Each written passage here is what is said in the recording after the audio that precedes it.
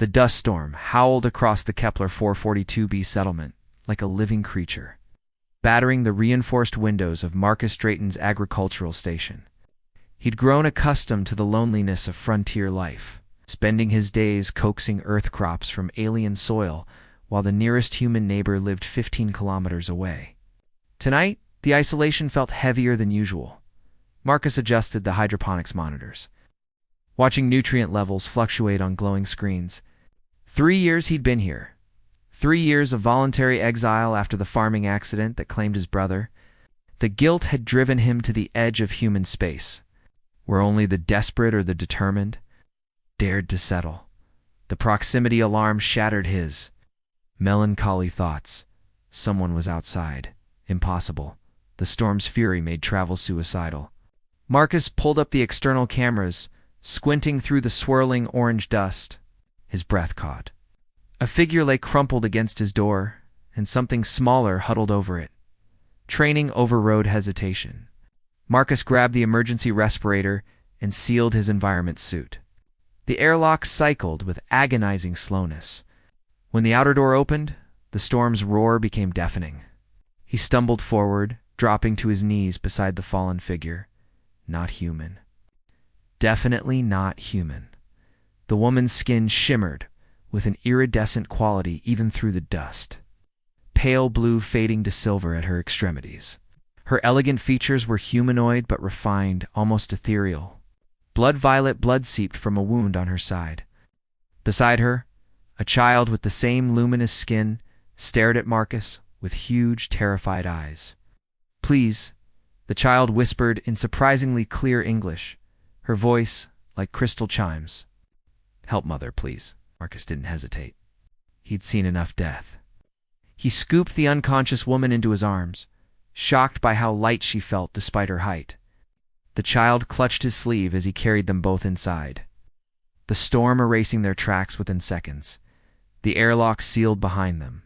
Marcus laid the woman on his medical cot, his hands already reaching for the first aid supplies. The child pressed herself against the wall, trembling. "What's your name?" Marcus asked gently, scanning the woman's vital signs with equipment designed for humans, but adaptable enough to read basic alien physiology. "Nimara," the child whispered. "She is Seraphina. We are Zelhari." Zelhari. Marcus knew the name. The graceful species had established trade relations with humanity 5 years ago, though contact remained limited. They were known for their artistic culture and strict social hierarchies. What was a Zelhari woman doing collapsed outside his door in the middle of nowhere? The medical scanner showed critical internal injuries and severe dehydration. Seraphine's breathing came in shallow gasps. Marcus worked quickly, adapting human medical techniques to her physiology. He'd studied xenobiology as part of his agricultural training, different species, same basic principles of survival. He inserted an IV line with trembling hands, praying the saline solution wouldn't poison her. Nimara watched with wide eyes as he cleaned and sealed Seraphine's wound with synthetic tissue adhesive. The woman's eyelids fluttered but didn't open. "She'll live," Marcus said, more confidently than he felt. "But she needs rest." "When did you last eat?" Nimara shook her head, her small body swaying with exhaustion. Marcus guided her to his food synthesizer, programming something bland and hopefully compatible with Zelhari biology. The child ate mechanically, never taking her eyes off her mother. Outside, the storm raged on. Inside, Marcus Drayton watched over 2 aliens who'd literally collapsed at his doorstep, wondering what consequences this night would bring. The colony had strict protocols about unauthorized alien contact. He should report this immediately. Instead, he pulled a blanket over Nimara as she curled up beside her mother's cot, already asleep. Some rules were worth breaking. Forbidden healing dawn broke across Kepler 442b with spectacular violence. The binary stars painting the sky in shades of amber and rose. Marcus hadn't slept. He'd spent the night monitoring Seraphine's vitals, adjusting her treatment as her body responded to his improvised care. Twice her breathing had faltered. Twice he'd brought her back. As the first light touched her face, Seraphine's eyes opened. They were remarkable deep violet with flecks of silver that seemed to shift like nebulae. She stared at Marcus for a long moment, confusion giving way to panic. She tried to sit up, gasping in pain. "Easy," Marcus said, gently pressing her shoulder. "You're badly hurt. You need to stay still, Namara." Her voice was musical, even in distress. "Safe, sleeping right there." Marcus gestured to the child curled in his reading chair. Seraphine's relief was palpable. She sank back against the pillows, studying Marcus with those extraordinary eyes. "You are human. Why did you help us?" "Because you needed help." Marcus checked her bandage, satisfied to see no fresh bleeding. "What happened to you?" Seraphine's expression hardened. "We were fleeing. I miscalculated our trajectory. The storm caught us before we could reach the neutral territories." "Fleeing from what?" She turned her face away. "My husband, Namara's father." The words hung heavy in the small station. Marcus busied himself preparing breakfast, giving her privacy with her pain. He'd learned long ago that some wounds ran deeper than the physical. Over the following days, Seraphine's strength gradually returned. Marcus discovered that Zelhari physiology responded remarkably well to human medical care with minor adjustments. More surprisingly, he discovered how much he enjoyed her company. Serafina was brilliant. She spoke 5 languages, including flawless English learned from cultural exchange programs. During her recovery, she told Marcus about Zelhari, society, its beauty, and its brutality. The artistic achievements and rigid caste systems, the philosophical traditions and oppressive marriage contracts. Her husband, Torvain, was a high-ranking political figure who'd grown increasingly violent. When Serafina finally decided to leave, taking Namara, he'd pursued them with terrifying determination. They'd stolen a small ship, jumped through 3 systems, and crash-landed here. "He will not stop looking," Serafina said one evening, her voice barely above a whisper. They sat by the observation window, watching the sunset paint impossible colors across the alien landscape. "He considers us his property." Marcus felt anger kindle in his chest. "You're people, not possessions. You understand?" Seraphine's hand found her skin cool and smooth. "Most humans I've met see us as exotic curiosities. You see me as simply ... me." Their fingers intertwined naturally. Marcus's heart hammered against his ribs. This was dangerous territory, not just the physical attraction crackling between them, but the emotional connection forming faster than either had anticipated. Namara became his shadow during Namara's recovery, following him through his agricultural work with endless questions.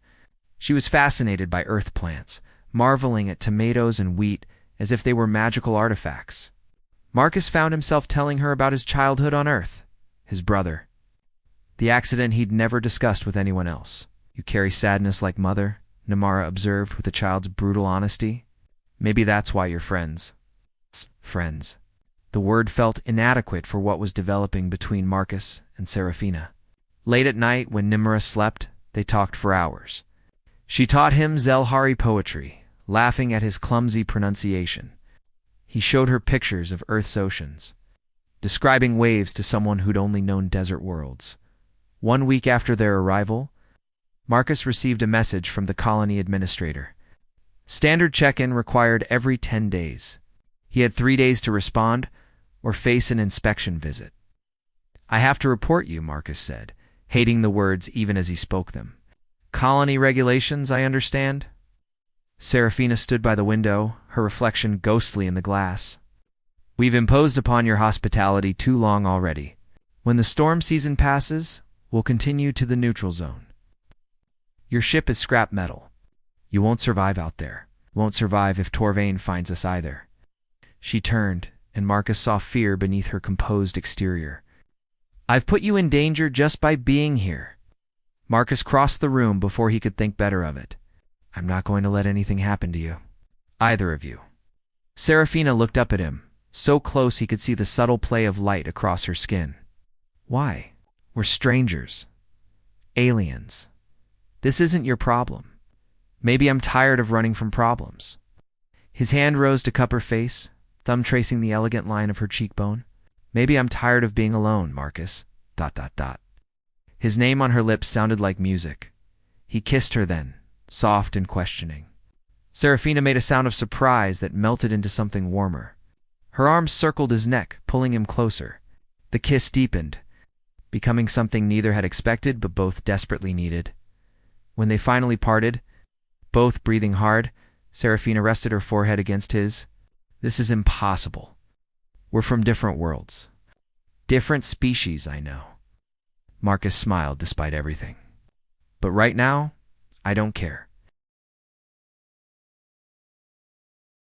The twin moons rose like silver coins against the velvet sky, bathing Marcus's agricultural station in ethereal light.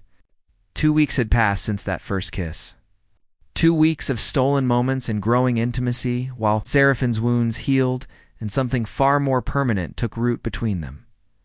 Marcus stood at the observation deck, watching the stars wheel overhead. Behind him, Namara's soft breathing provided a gentle rhythm from her makeshift bedroom. Serafina emerged from the hygiene unit, her damp hair catching the moonlight. She's finally asleep, Serafina whispered, moving to stand beside him. She asked again today when we're leaving. What did you tell her? That I don't know anymore. Seraphine's hand found his, their fingers interlacing with practiced ease. Marcus, we can't stay hidden forever. The colony administrator sent another message today. He's requesting a personal inspection visit. Marcus's jaw tightened. I'll handle it. How? By lying. By hiding us in the storage bay? Serafina turned to face him, her violet eyes troubled. You've already risked so much. If they discover you've been harboring unregistered aliens, you'll lose everything. I've already lost everything that mattered once, Marcus said quietly. I won't lose you too. Seraphine's expression softened. She reached up, tracing the worry lines on his forehead. Your brother? You still blame yourself for his death. Marcus closed his eyes. He'd told her about James during one of their long conversations, words spilling out that he'd never shared with anyone. The mechanical failure, the split-second decision. The way his brother's hand had slipped from his grip as the harvester tipped. I should have held on tighter, he whispered. And I should have left Torvain years earlier. Before Namara learned what fear tasted like. Seraphine's thumb brushed his cheek. We both carry ghosts, Marcus. But perhaps we don't have to carry them alone. He pulled her close, burying his face in her hair. She smelled like the alien flowers that grew near the station, sweet and faintly spicy. Her arms wrapped around him, and they stood there in the moonlight. Two broken people, finding unexpected wholeness in each other. Show me the Earth custom, Serafina murmured against his chest. The one you mentioned. Dancing. Marcus pulled back, surprised. You want to dance? Here. Why not? When else will we have moonlight and peace? Her smile was radiant. Teach me. There was no music, but Marcus didn't need any. He took her hand, placed his other on the small of her back, and began to move. Serafina followed awkwardly at first, then with increasing grace as she caught the rhythm. They swayed together in the darkness, creating their own small universe. On my world, Serafina said softly, we have a ceremony. When two souls decide to join, they perform the ritual of shared stars.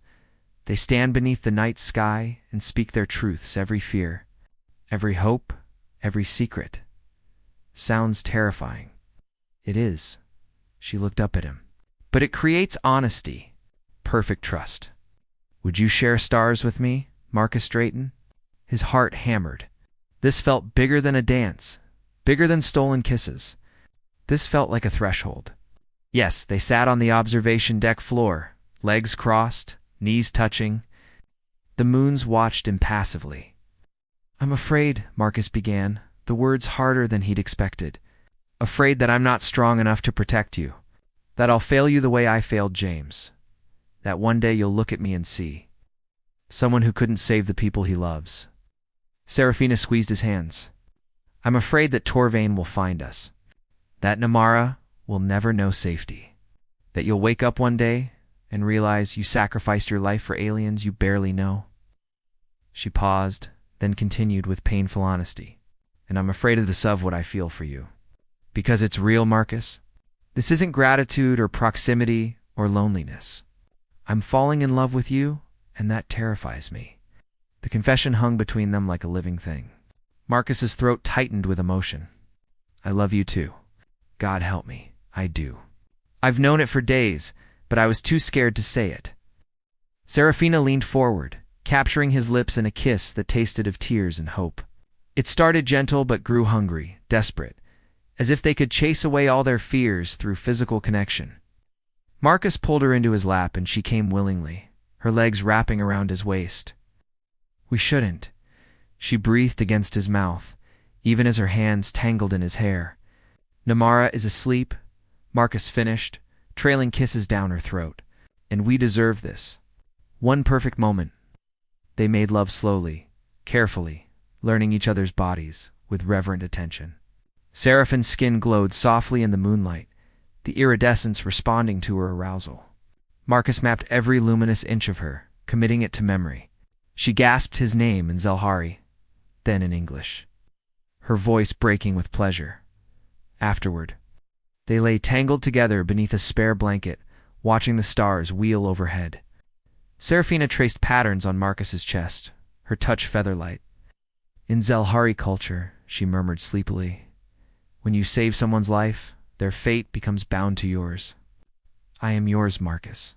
However this ends, then we'll make sure it ends well." But even as he spoke the words, a distant light caught his attention. A ship breaking through the atmosphere. Too small for commercial traffic, too fast for a casual approach. His blood ran cold. "Serafina," his voice was urgent. "We have company." She sat up, following his gaze. The color drained from her face. "No, it's too soon. He couldn't have tracked us here." But the ship's trajectory was unmistakable. It was heading directly for Marcus's station. Torvain had found them, and their peaceful interlude was about to become something far more dangerous. The approaching ship dominated the horizon, its sleek Zelhari design unmistakable even from a distance. Marcus's mind raced through impossible scenarios, each more desperate than the last. Serafina was already moving, pulling on her clothes with shaking hands. "Take Namara," she said, her voice tight with barely controlled panic. "There's a cave system 3 kilometers north. Hide there until—" "No." Marcus grabbed her shoulders, forcing her to look at him. "I'm not letting you face him alone. He'll kill you, Marcus. Torvain doesn't tolerate interference, especially from humans." Her eyes glistened with unshed tears. "Please, if you love me, save my daughter." The ship was closer now, its landing thrusters beginning to fire. They had minutes, maybe less. Marcus's agricultural station suddenly felt like a trap, its thin walls offering no protection against whatever Torvin would bring. Nimara appeared in the doorway, rubbing sleep from her eyes. "Mother, what's wrong?" Seraphine's composure cracked. She rushed to her daughter, gathering her clothes. "Remember what I taught you? About being brave?" The little girl nodded, suddenly alert to the danger. Marcus watched them, mother and daughter, clinging to each other. Something crystallized in his mind. Not a plan, but a truth. He'd spent 3 years running from the moment he'd failed his brother. He wouldn't run again. The colony administrator, Marcus said suddenly. "He's been trying to reach me. What if we give him a reason to respond?" Serafina looked up, confused. "What are you suggesting?" "Earth law. We're on a human colony world, which means Earth's protection laws apply to refugees." Marcus was already moving to his communications console. "If I can get the message out before Torvain lands, the colony will have to investigate." "You'd invoke official intervention?" "Marcus, you'll be investigated too. They'll discover you've been harboring us illegally, I don't care." He met her eyes steadily. "Some things are worth the consequences." The ship was descending now, close enough that Marcus could see weapons ports along its hull. Zelhari vessels weren't supposed to be armed in neutral space. Clearly, Torvain wasn't concerned with regulations. Marcus's fingers flew across the communications panel. "This is Marcus Drayton at Agricultural Station 7. I'm sending an emergency distress call under Colonial Protection Act. Article 12. I am currently providing emergency shelter to 2 Zelhari refugees facing imminent danger from a pursuer. Requesting immediate assistance." He sent the message on every frequency, then activated his station's external recording systems. Everything that happened next would be documented. The ship landed in a storm of dust and scorched earth. Its boarding ramp extended with mechanical precision. Marcus positioned himself between the door and Seraphina, his hands clenched into fists. Useless against Zelhari technology, but he'd be damned if he'd back down. Torvain emerged like a nightmare given form. Taller than Seraphina, his iridescent skin darker, almost cobalt in the harsh light. He wore ceremonial armor that marked his political status, and his eyes cold. Calculating eyes fixed on the station with predatory focus. 2 guards flanked him. Carrying weapons Marcus recognized from xenology briefings, pulse rifles, capable of stunning or killing depending on settings. Torvain's hand rested casually on his own sidearm. The airlock cycled. Marcus stood his ground.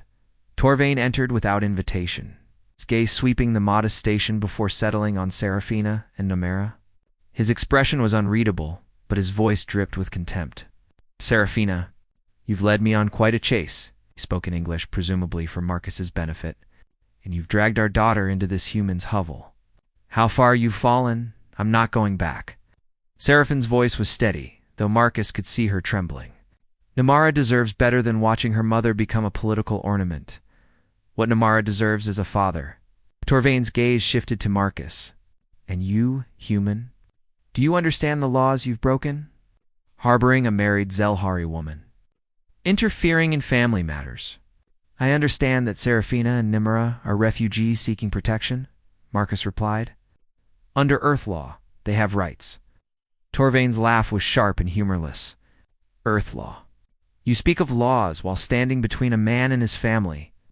He took a step forward. Move aside, human. This doesn't concern you. Concerns me the moment people I care about are threatened. The temperature in the room seemed to drop.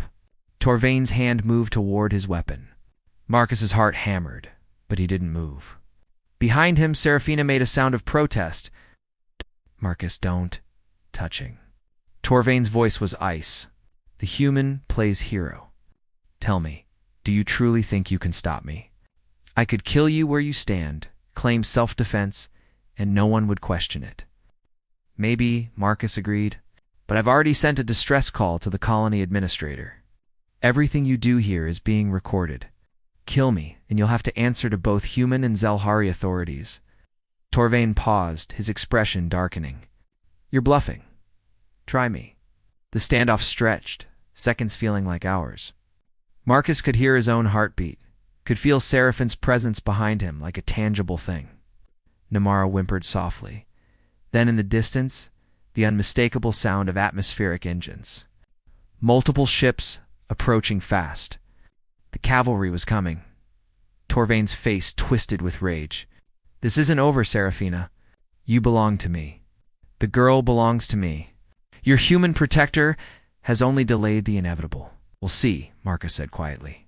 The colonies take protection claims seriously. The ships were visible now to colony security vessels, flanking what looked like a diplomatic transport. Torvain saw them too. With visible effort, he controlled his anger, his face becoming a mask of cold politeness. We will meet again, he said. All of you. I guarantee it. He gestured to his guards, and they retreated to their ship. Within moments, the Zelhari vessel was lifting off, disappearing into the sky. Marcus's legs nearly gave out. Seraphina caught him, her arms wrapping around him from behind. They stood there, holding each other, as the colony ships landed. You did it? She whispered, her voice thick with emotion. You saved us. We saved each other, Marcus replied. But even as relief flooded through him, he knew Torvain's words held truth. This wasn't over. It was barely beginning. The investigation would come, questions would be asked, and their future remained desperately uncertain. But for now, they had this moment. And sometimes moments were enough. The colony investigation lasted 3 grueling weeks. Marcus, Seraphina, and Namara were separated, interviewed extensively, their stories dissected and analyzed. Marcus lost count of how many times he explained his actions. How many regulations he'd technically violated? How many officials looked at him like he'd lost his mind for risking everything for aliens? But Earth law was clear. Serafina and Namara qualified as refugees under the Colonial Protection Act. More importantly, Torvain's armed approach and threats had been recorded in perfect clarity. The Zelhari government, embarrassed by one of their high officials making such a public spectacle, quietly dropped any claims on Serafina and granted her independent status. She was free. They both were.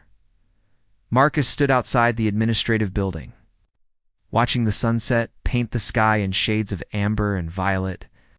He'd been officially reprimanded, placed on probation, and reassigned. His quiet isolation was over. Now, he'd be working at the colony's central agricultural complex, surrounded by people and oversight.